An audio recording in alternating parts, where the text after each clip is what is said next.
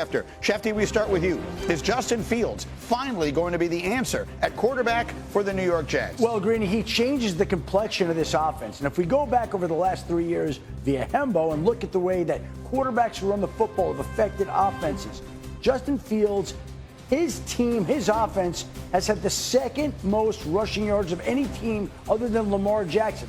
You're looking at the Jets running the football, playing tough defense, and trying to turn around their season behind number 7. I am infinitely more optimistic than most Jet fans I hear from. RC, next up, is this the year Lamar Jackson finally wins that elusive championship?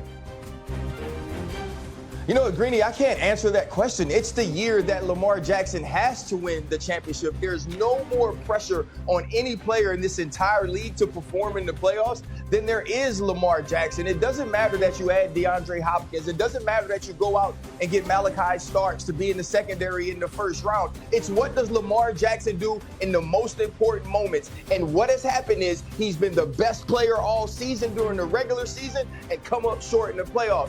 That can't happen if he wants to get a ring.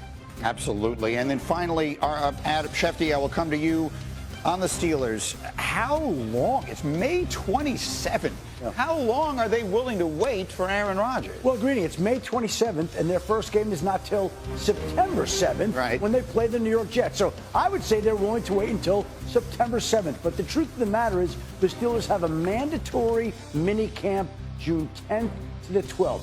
So if we're going to get an answer from Aaron Rodgers, and he certainly seemed to hint at that this past week at a public Q&A, I think we could hear something in the next couple of weeks about him coming back to Pittsburgh finally. Yeah, if you've missed it, he's done two things that were sort of like dropping breadcrumbs, right? First, he was publicly throwing passes with DK Metcalf at UCLA not long ago, right? That's something that you choose to do randomly.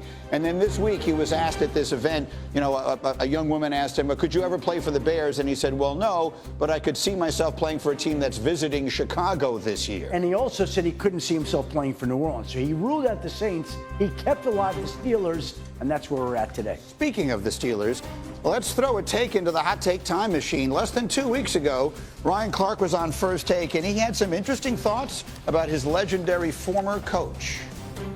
I believe Mike Tomlin should coach in another organization. Mike Tomlin should be a fresh voice somewhere else, because I believe, as great as a coach he is, and he's a first ballot Hall of Famer, I believe his voice has run stale there. I believe he's allowed that team to reach the highest of heights they're going to reach unless they can get a top-tier quarterback.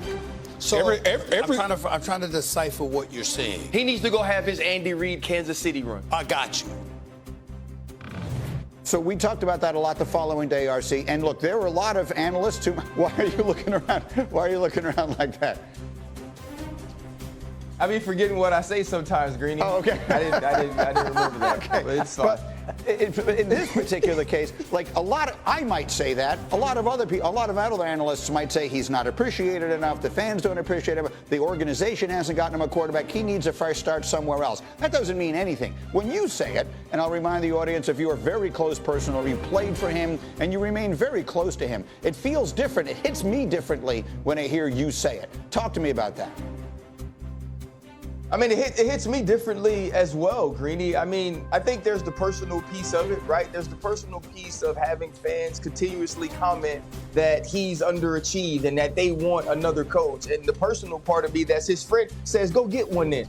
And tell me which one that you're going to find is better than him. And the other side of it is that since the last couple of years of Big Ben's tenure as the starting quarterback, this team hasn't been competing for a championship. This team hasn't been championship caliber, and they've continuously tried to find that guy. But think about some of the seasons they've had when you're talking about the regular seasons and then the playoff collapses. The fact that they've been down by 21 points in the last few playoff games. And I know he's a motivator. I know he's great with X's and O's. I know he's the type of coach that puts his experience and wisdom into a locker room. So are they overachieving during the season and underachieving in the playoffs? Right? Or are they not figuring out a way to win because they don't have that guy at quarterback? And it seems that this year is going to be the exact same thing.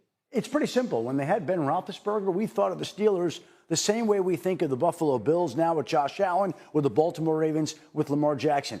Without Ben Roethlisberger, we're wondering if and when the Steelers can and will take the next step. We're waiting to see whether Aaron Rodgers can.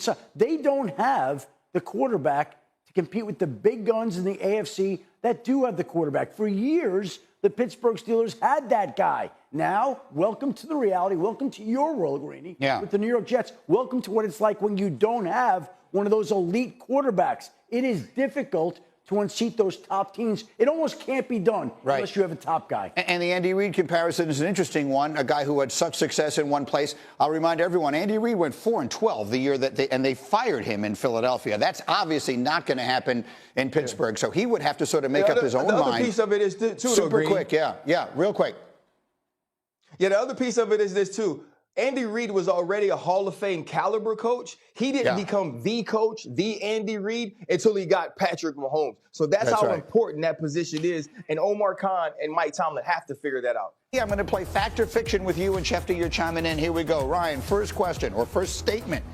If I said Jordan Love and the Packers are going to win the NFC North this year, is that fact or fiction? I'm going to say that's fact. What they were able to do with the run game with Josh Jacobs last year, Jordan Love playing through injury, getting to the playoffs again for the second year in a row with Jordan Love at quarterback. I believe this team just takes another step. You got Matthew Golden in the first round to add to that wide receiver crew. Matt LaFleur, to me, really coming into his own as a play caller, and a defense that was ascending last year. I have questions. Go ahead, Shefty. They might be the most talented team in that division. The problem is that the Bears should be a whole lot better.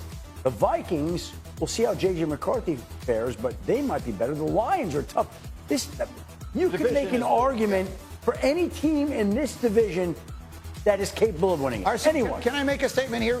Because I picked the Packers last year to go to the Super Bowl, and I picked Jordan Love to be the MVP. And I know that he had the injury at the very beginning. Yes, you and I both did that.